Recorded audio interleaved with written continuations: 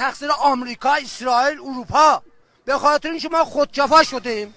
این گیرانی 100% به خاطر آمریکا، اسرائیل. اون خانم هم که طرفدار شاهه، برم گمشن. اون با آره من نظر چیه؟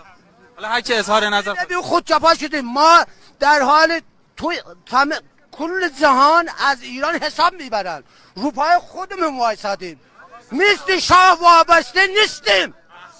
فهمیدی؟ به خاطر همین ما الان توی درست یه خورده جیرونی هست. اون خانم و اینا این لخت و پتی اینا رو ولش کنه حرفاشو. از من بپرس، حزب اللهی هم بچه تبریزم، زمان زنج خدمت کردم. اینا رو ولش کن به خاطر که وطن. من خودم زمان میخوای کارت ایسترام نشون بدم. قبولتونه، دستتون درد نکنه. زنج خدمت کردم.